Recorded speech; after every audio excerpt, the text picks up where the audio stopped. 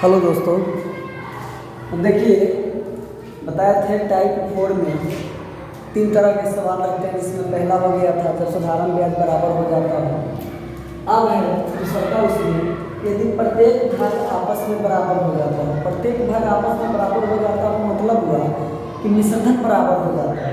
तो उसके लिए क्या हम लगाएंगे P1:3 का अनुपात क्या हो जाएगा 1/100 plus R1 into T1 is to अनुपात 1/100 प्लस R2 T2 अनुपात 1/100 प्लस R3 T3। ठीक है, ये आपका हो गया फार्मूला कहिए या ट्रिक कहिए जो कहिए। ये पहला मूलधन, दूसरा मूलधन और तीसरा मूलधन का अनुपात हो गया।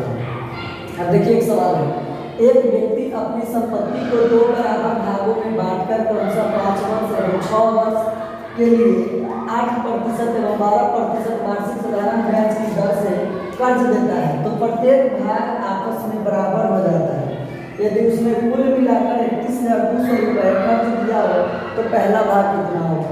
अब इसमें 2 ही दिया है तो 2 का इस फॉर्मूला को बैठा दीजिए, यानी P1:P2 दोनों का अनुपात निकाल लीजिए।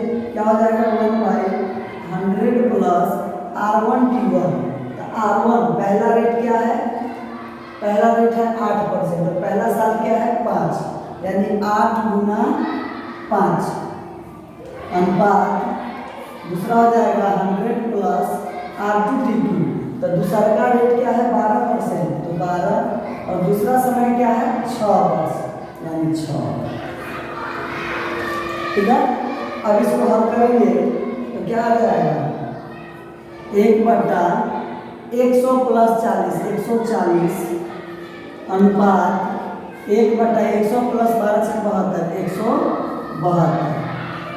अब ध्यान रखिएगा, जब 2 रेशियो दिया हो और बट्टा में हो तो हम क्रॉस गुना करके बट्टा खत्म कर सकते हैं। ठीक है, क्रॉस गुना करके बट्टा खत्म कर सकते हैं। तो यहाँ मूलधन का अनुपात हो जाएगा 172 अनुपात 140।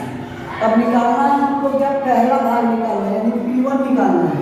तो P1 बराबर P1 कितना है 172 बट्टा में टोटल कितना हो जाएगा, ये हो जाएगा आपको टोटल 312।